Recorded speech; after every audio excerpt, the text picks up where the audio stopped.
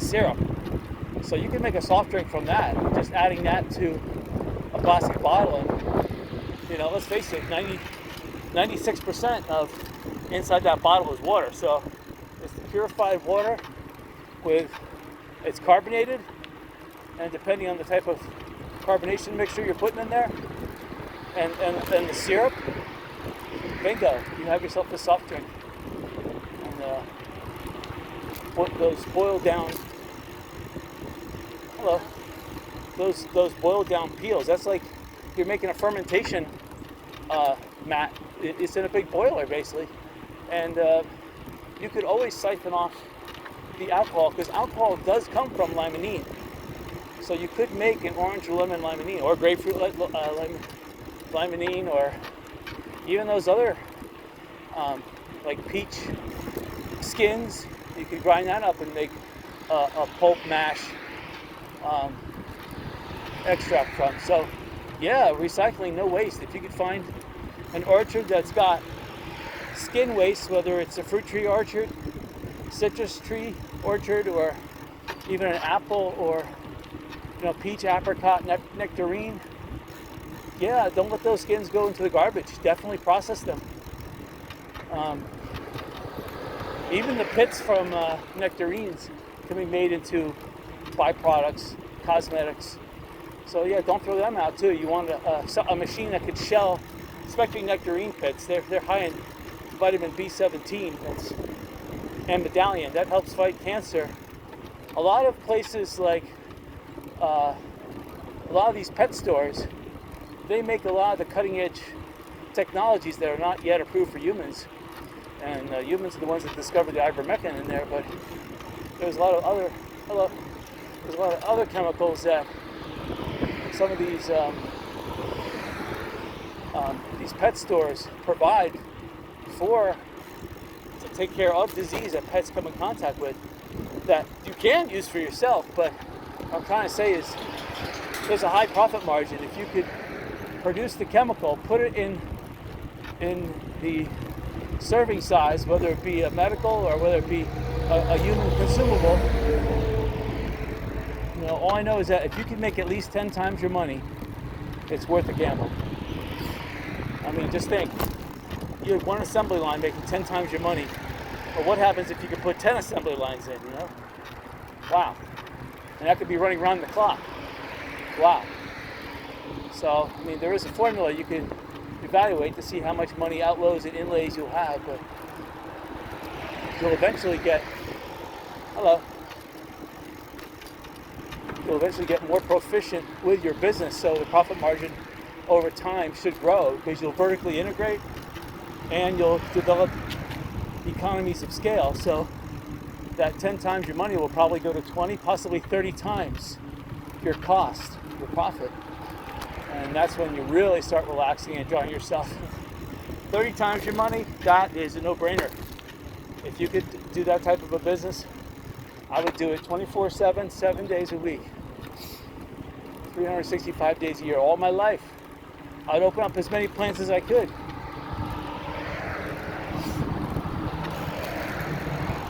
Some of these pharmaceuticals, the biggest money makers are not necessarily the biggest drugs. They're the staple ones, the ones like, that you could take trees, take the bark off of them and make aspirin, If you're a lumberjack and you don't want the bark, you have a lot of this waste. Well,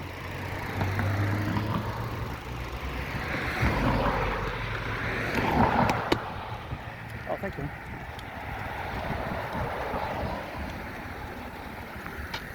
Thank you.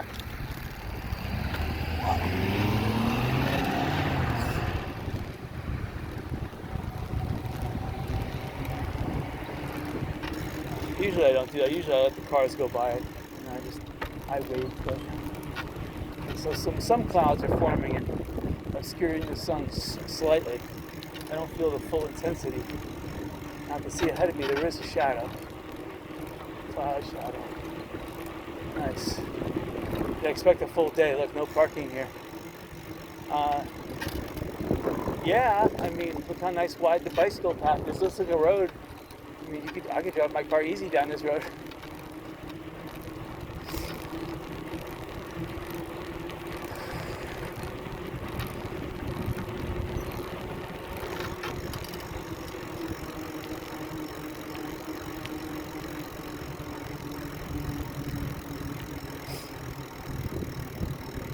Yeah, nice thing is I'm off for work on Monday, so that's an extra day. I don't know what I'm going to do with it yet, but I'm not going to plan anything because I just want that day to come as is. See what happens. All right. You know, if I start planning something, then I waste time planning, and then, you know, it's anticipation of stuff that I just want to leave that Monday come what may. One of that days. I have vacation at my work coming up. It's a full week. I don't know what I'm going to do yet, but I have to take it within the next like 2 weeks. So I'm going to have to plan something. But no, this Monday it's just going to be whatever comes. Oh, I think I'll take the vacation sometime towards the end of June, but before July. I just go to pathway ends around this questionable crushed sand.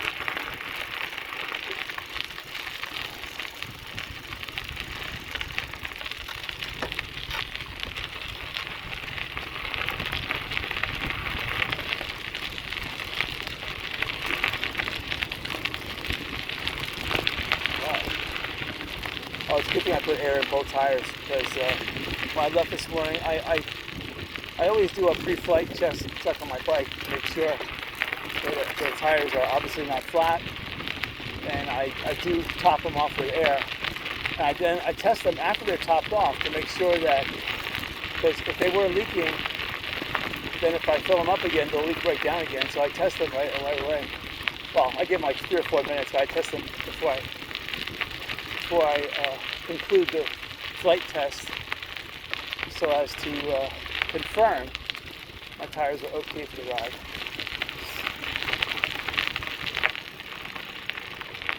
Normally, if a bike tire is going to go flat, it'll go flat overnight. I mean, that's enough time to go by for it to go flat.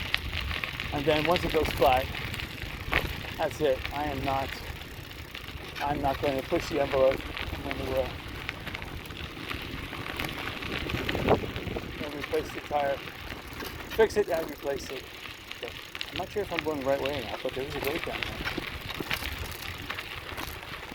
There's a road down here, and I should not be going down any roads.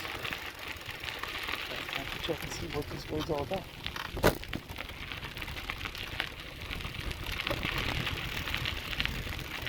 Oh, it's a bike path. This is not really a road. This is a bike path, or some kind of a path. Oh.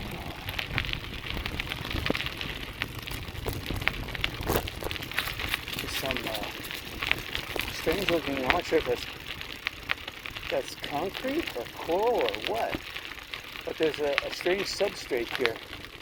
I don't think it's crushed rock. Okay, now we're coming up to,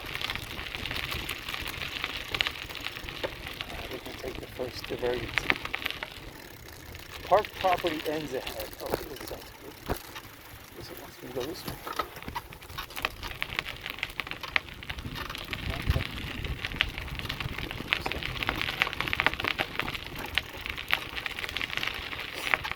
I see another trail or something. This is weird.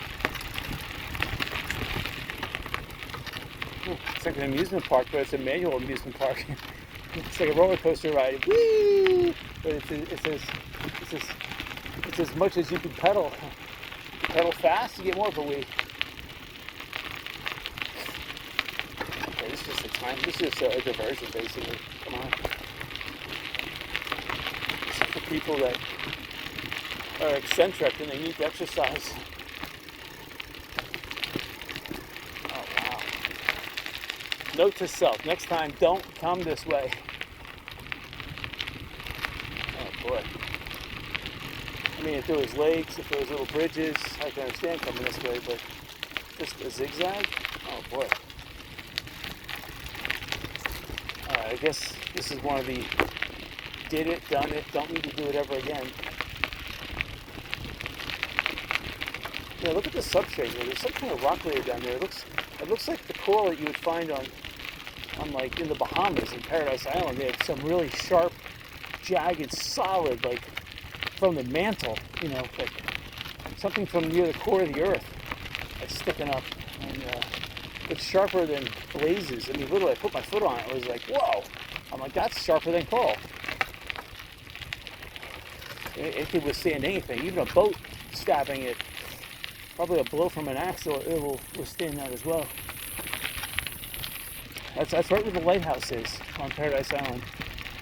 If you know what I'm talking about, you definitely have to wear surf walkers. You can't go barefoot in that area. Surf walkers or sneakers, you can't go barefoot. That stuff is sharper than anything. And it looks like it's metamorphic rock that's deep within the earth. Yeah, this is just one zigzag after another. Oh, man.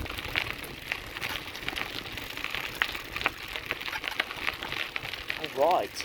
Well, live and learn.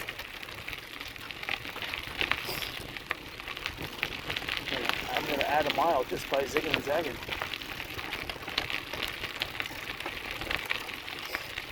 All right. Well, see where it comes out.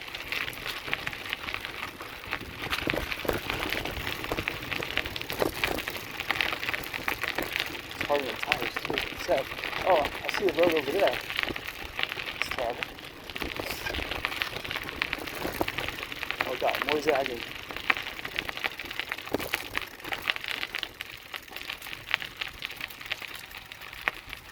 Oh, there's the bathroom over there, but I can't cut through.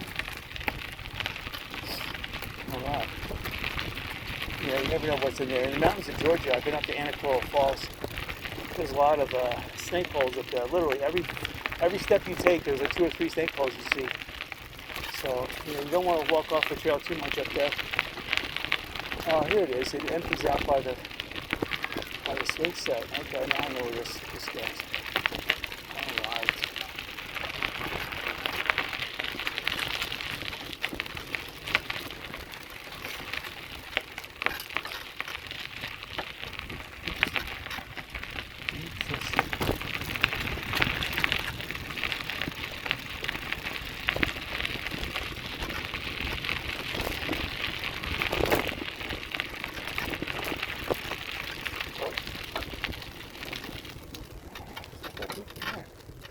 Let's look and see which way is the bridge.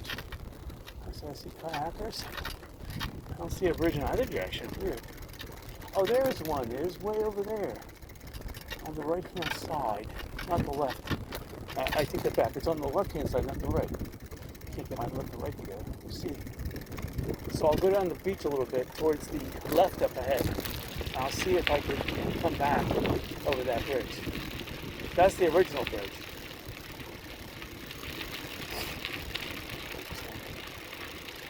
It shows that the original bridge does still link up.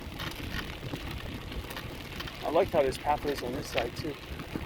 But I'm not going to take any. I did my pathway for the day. The pathway that I never thought I would take, I took already. And the pathways on this side look a lot better. Morning. Morning. It's a nice wide boardwalk. I like the handrails too. Kind of redundant, but I like it.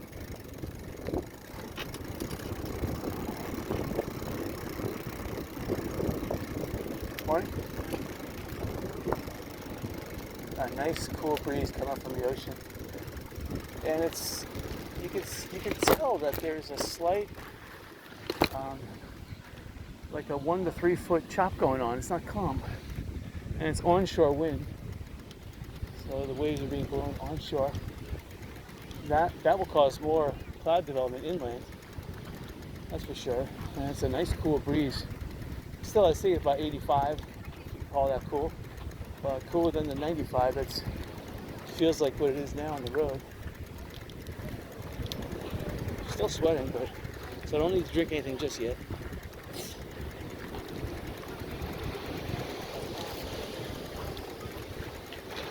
Tide is still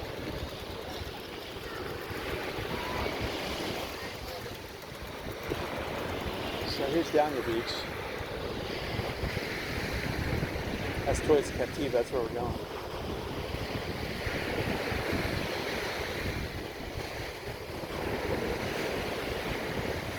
maybe about 70 or so people. Here's the waves. Good 1 to 3 feet. This is a big wave right here.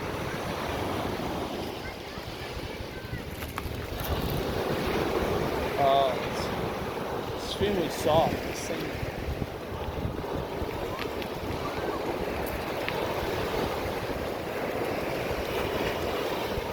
I don't know if I could bicycle on this. The sand up here is extremely soft, and I can just imagine what this sand is like. Oh, this sand is just as soft. Look at the footprints. You can see how soft the sand is. Let's see. Oh, already sinking in. Oh, yeah. It's going way down.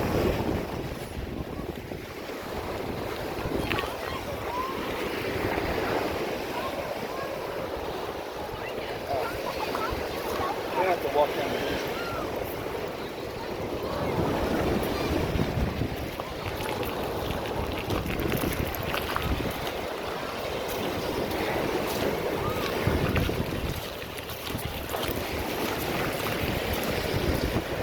This area of the beach, there's an offshore reef right off of Fort Myers Beach, about 2 miles. There's also off the Sanibel Lighthouse, about 2 miles. That's where a lot of the seashells come from. And at this area, there are some reefs offshore. Believe me, there's always something growing out there. But the longshore current is strong in this area, so any shells are going to be pulled rapidly down the beach towards the Shell Harbor area, because that's where the longshore current goes. It goes north to south. So, oh yeah, that was almost a 3-foot wave that just crashed. It's coming right up here. Fortunately, I'm getting salt water all over the tires just to make it more prone to rupture.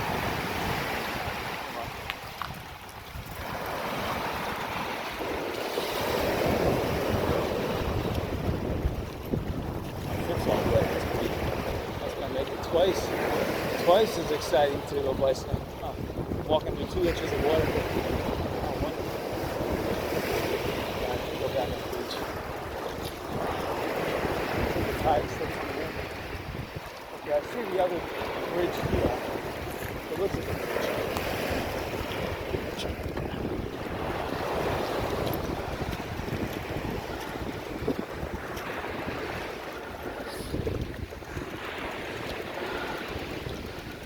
Yeah, this beach used to be a closed optional beach, or North Bowman's Beach, which is north of here towards Captiva, was a closed optional beach, very secluded. Bowman's Beach itself had very little parking. I'm going back 40 years when I used to come to Sanibel a lot. I mean, I used to spend 2 months out of the year here. I was a native as they come. So we can go back this way. Pathway here. I'll take this before. Let's see where it leads.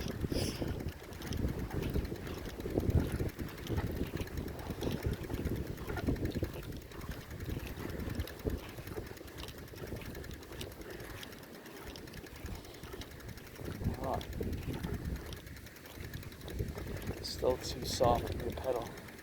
My tire is really caked in sand though. Shoot. It's like a wheel of sand now. Now it's starting to cake with seashells. It's like a round ice cream cone. Something you find out in space, and they would sell.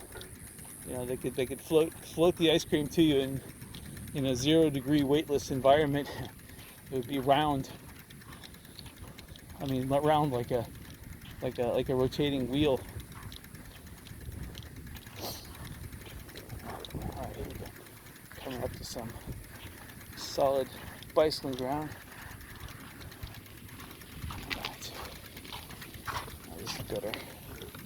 Gotta be careful because the tire is caked, and some of those seashells may go the opposite way and puncture the tire. So the bicycle kind of slow initially.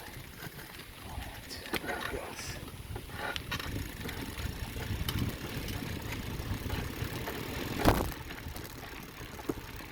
You gotta get sand spray from the tire. But all right, so we're just down a little ways. Yeah, maybe I know. All right, let's see. Oh, let's go that way. Let's see if this way leads to the other bridge.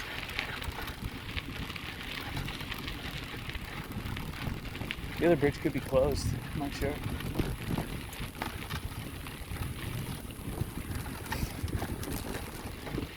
It was only about maybe an eighth of a mile down. It wasn't that far.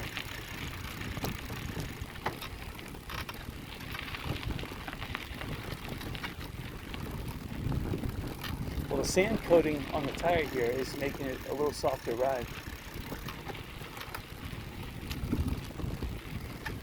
See, this is the type of road that if you took, you might be able to take this all the way to West Gulf Drive if you were lucky. I doubt it though.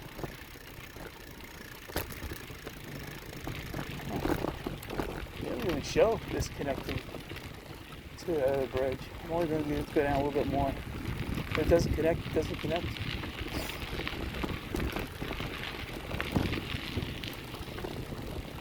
I would expect to see a pathway coming up right now. Oh, wow, the canal is only about 30 feet to the left of me. So if there was a walkway, it would come up within the next 20 yards or so. I'm not going to go beyond this bend. Well, there's a little bit, but I'm not going to go far. Because this would be where I would expect the bridge to be.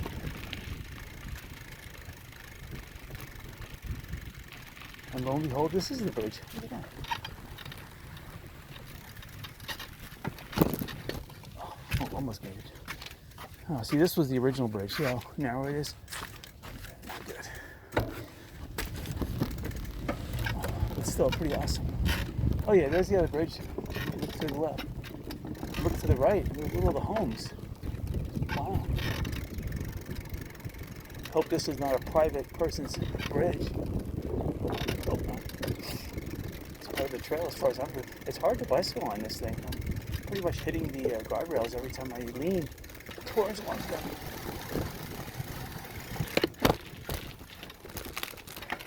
Now, this pathway is not as manicured as the other ones.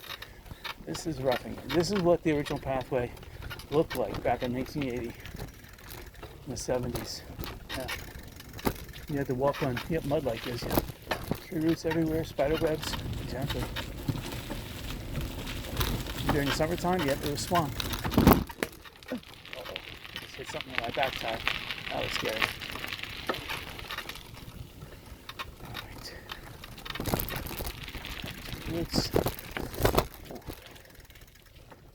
Alright, looks like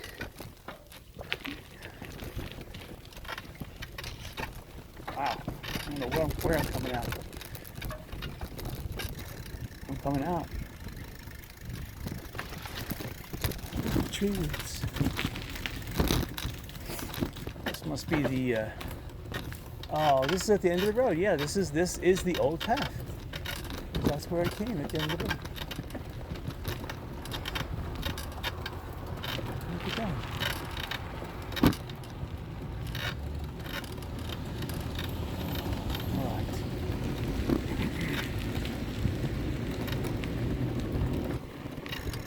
Take a look at the tires. There's a couple things sticking. Hold on, let's make sure the tire's not punctured.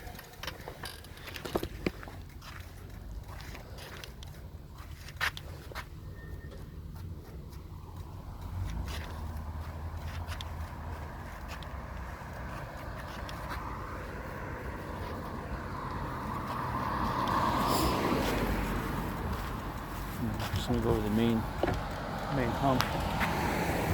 The back hump, just run my fingers over it, knock off anything that's going to cause contact with the surface.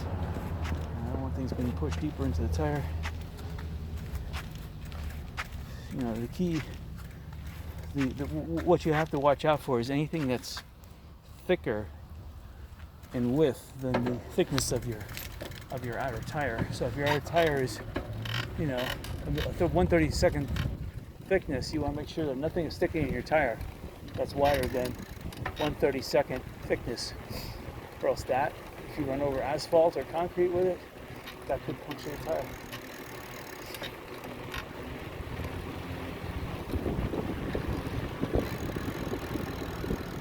Okay, now I'm getting a nice cool breeze. Oh, nice.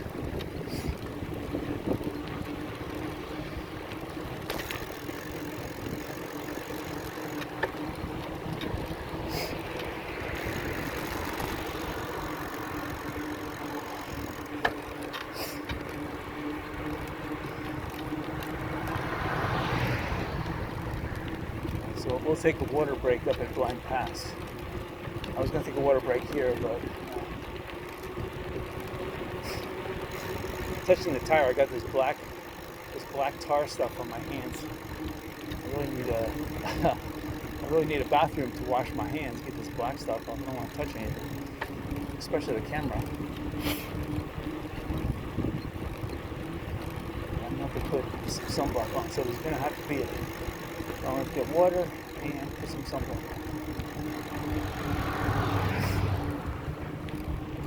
A lot of chameleons just hang out in this bike path. They're just sunning themselves. I guess they're being cold-blooded.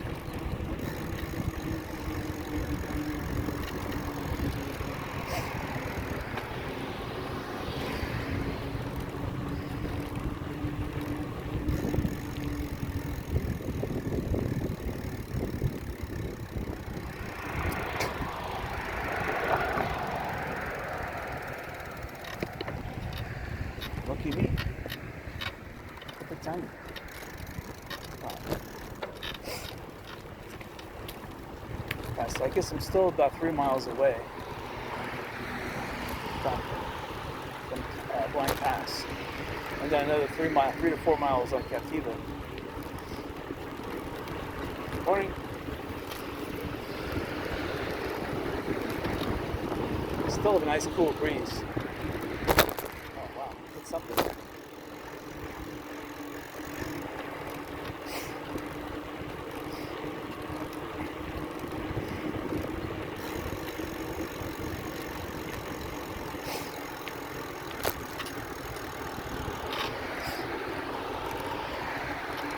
Oh, this is a nice canopy, and it's about 82 degrees inside here. Nice. There is at least a 10-degree difference between inside here, and I'm feeling the cool breeze right now. Natural air conditioning. Oh, it feels gorgeous. Wow. This tunnel does it. There's nowhere else to go except to stay calm and cool down. Oh, nice.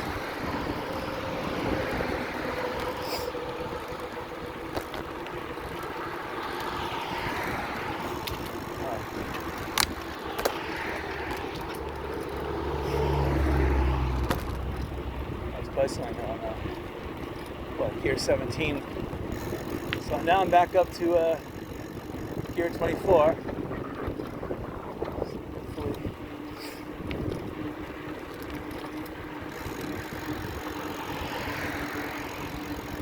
Oh, we're not a canopy. That's disappointing. Warford Road. This is where obviously you turn to go to the Warford Marina and Golf Course. Hello. As well as that's where the part of the Ding Darling empties out, Warford Road.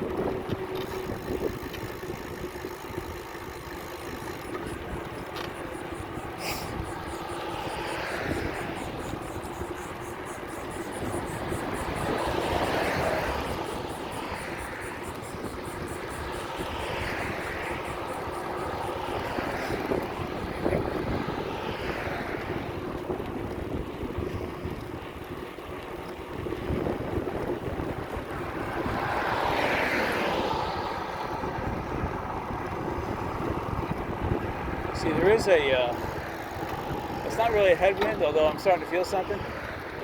There's a sea breeze, so it's coming at me from left to right, which is weird because I'm still feeling this cool breeze coming out from the right. So it must be swirling. It must be going in above my head, coming back out like as a counterflow, pulling the cool breeze back out into the road. Still, it feels good.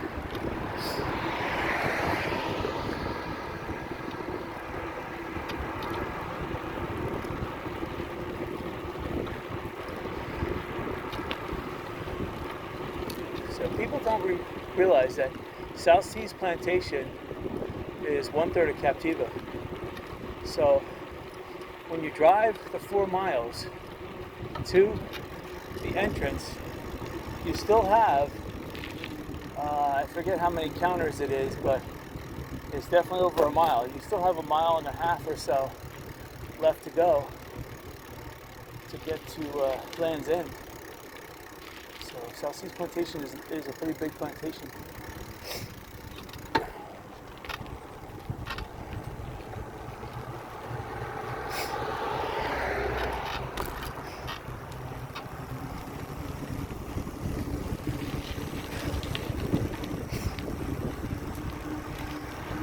Morning.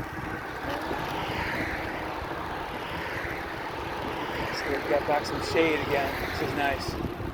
That's why bicycling in the morning is much more advantageous than bicycling in the afternoon when you have no shade.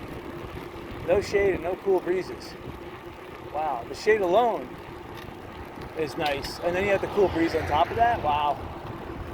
So, even though the air is thicker, it might be a little harder to pump through it. The shade, the blocking of that sun, the sun almost feels like a sail.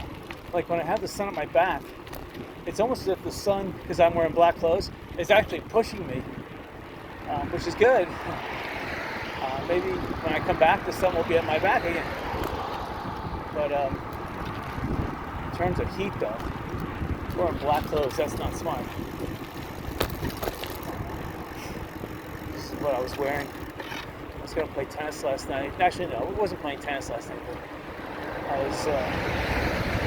I like bicycling with tennis attire because it's lightweight and durable, so it's versatile. Sometimes I wear it to go to bed with too. It's very, very versatile. I could go to bed, play tennis, or bicycle with it. I just wish I could go to work with it, then that would be perfect.